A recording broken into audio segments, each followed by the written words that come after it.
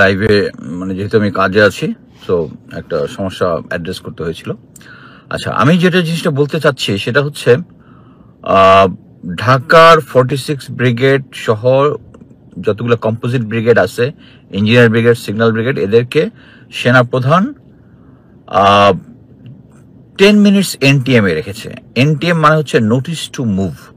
So যখন সেনাবাহিনীর সদস্যদেরকে গো বলা হবে, তারা 10 মিনিটের মধ্যে গাড়িতে উঠে ওখান থেকে মুভ শুরু করে দিতে পারবে। সো এর কারণ দুটা হতে পারে।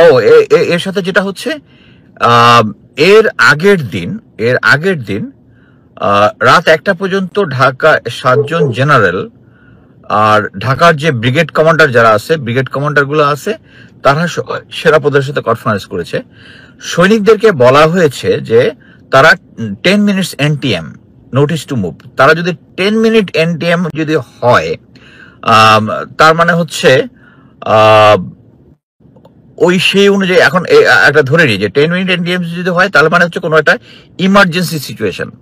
আমার সোর্স একটা ছবি পাঠিয়েছে, ছবিটা আমি অলরেডি ফেসবুকে দিয়েছি, এবং কি বলে আমি এইটা ইউটিউবে দিয়ে দিব, যে 46 ব্রিগেডে যে আর্মার্ড পার্সোনাল ক্যারিয়ার যেগুলো আছে, যেগুলো গ্যারেজে থাকার কথা, এগুলো মেইন রাস্তার ভিতরে আছে।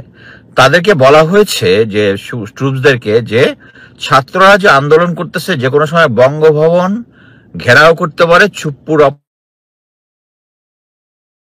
অপারেশনের জন্য, এবং যে কি প্রধান উপদেষ্টার বাসগৃহের ইয়া করতে পারে, এই জন্য তাদেরকে ডিপ্লয় করা হচ্ছে।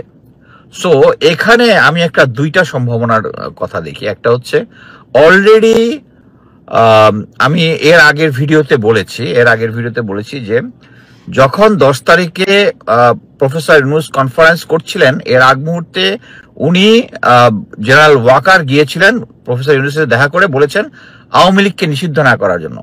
সো এখন কিন্তু উনি প্রিটি এক্সপোজ, যে এর আগে হাসনাত আব্দুল্লাহর কথা হয়েছে, প্রতিটা ক্ষেত্রেই এক্সপোজ যে উনি চাচ্ছে আওয়ামী লীগকে রাখার জন্য। সো আওয়ামী লীগকে রাখার জন্য যেহেতু আছে, উনি এক্সপোজ, অতএব উনাকে চেঞ্জ করার বোধহয় একটা সম্ভাবনা হতে পারে, এরকম একটা গুজব শোনা যাচ্ছিল। বাট এই যে নোটিস টু মুভ দেওয়ায়, এটাতে আমার কাছে মনে হচ্ছে যে হয়তোবা সৈনিকরা জানবেও না যারা তারা কি জন্য ডিপ্লয় হচ্ছে, এবং যদি আর্মি একটা টেক ওভার করার চেষ্টা করে যে কোনো একটা সিচুয়েশন দেখিয়ে, এটার জন্য আমাদেরকে সতর্ক থাকতে হবে। ছাত্রদেরকে সতর্ক থাকতে হবে যে সেনাবাহিনী 10 মিনিটস এনটিএম কি কারণে আছে এটা দেখা উচিত।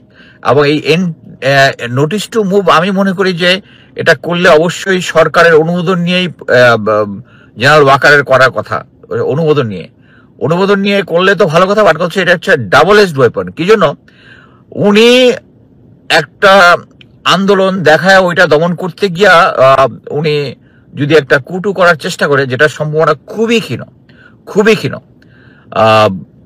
এটা আমাদেরকে লক্ষ্য রাখতে হবে। এবং আমি সেনাবাহিনীর যারা সদস্য আছে তাদেরকে স্ট্রংলি বলতে চাই যে সেনাপ্রধান জেনারেল ওয়াকারুজ্জামান একটার পর একটা আওয়ামী লীগের পক্ষে কাজ করতেছে, যেটা আমাদের যে 5ই আগস্টের বিপ্লব, যেটাতে সেনাবাহিনীর সদস্যরা অংশগ্রহণ করেছিল, এটার বিপরীত।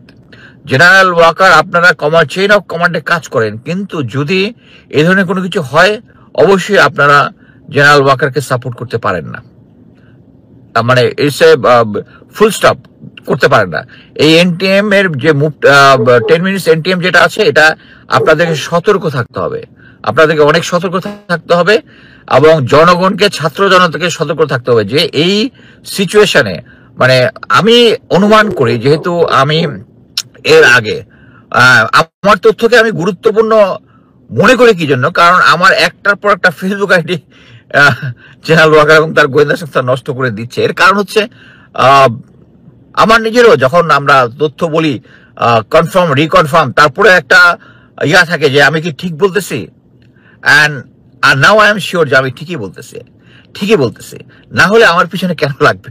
আমার পিছনে আমি গত পরশুদিন আমি থার্ড ফেসবুক আইডি যেটা খুলেছি, খোলার 20 মিনিট পরে ওটাকে ডিসেবল করে দিয়েছে। ওইটাকে আপিল করতে আমার 35 মিনিটস লাগিয়েছে। তারা বিভিন্নভাবে মানে আমাকে হ্যারাস করতেছে, বুঝতেছি, যে ক্যামেরা দিয়ে ছবি তোলা, এই ছবি তোলা পর্ব দিচ্ছে 20 মিনিটের উপরে। সো এটা ক্লিয়ার যে আমার পিছনে গোয়েন্দা সংস্থা লেগে আছে, এবং আমাদেরকে এই ব্যাপারে সতর্ক থাকতে হবে। এইটা হচ্ছে ফ্যাক্ট গ্রাউন্ডে, যে এপিসি 46 বেড এপিসি গুলো এখন এই মুহূর্তে বাইরে আছে, নোটিস টু মুভে আছে, এবং সৈনিকদেরকে ওই যে ব্রিফ দেওয়া হয়েছে, এই ব্রিফটা যে কোনো সময় চেঞ্জ হতে পারে। আপনাদেরকে সতর্ক থাকতে হবে। আমার কাছে হয়তো বা কোনো কিছুই হবে না, কিন্তু আমি আগেই বলেছি যে জেনারেল ওয়াকারুজ্জামান, 9 ডিভিড জিওসি, এই ঢাকার ব্রিগেড কমান্ডার গুলা, বিজিবি, এদেরকে চেঞ্জ করে নিয়ে শুধু একটা অপরচুন মোমেন্টে টেক ওভার করার জন্য। এই অপরচুন মোমেন্টটা এখন না কবে আসবে আমরা জানি না, কিন্তু আমাদেরকে সতর্ক থাকতে হবে। ছাত্র জনতাকে সতর্ক থাকতে হবে, সেনাবাহিনীকে সতর্ক থাকতে হবে, যে কোনো সিচুয়েশনে আমরা প্রফেসর ইউনূস সরকারকে সাপোর্ট দিব।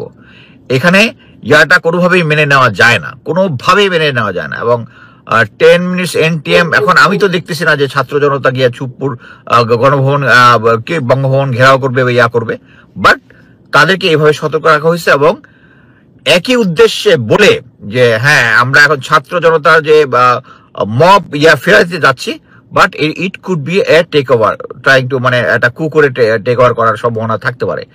তাই আমাদেরকে সতর্ক থাকতে হবে, জনগণকে সতর্ক থাকতে হবে, সেনাবাহিনীকে সতর্ক থাকতে হবে। ধন্যবাদ।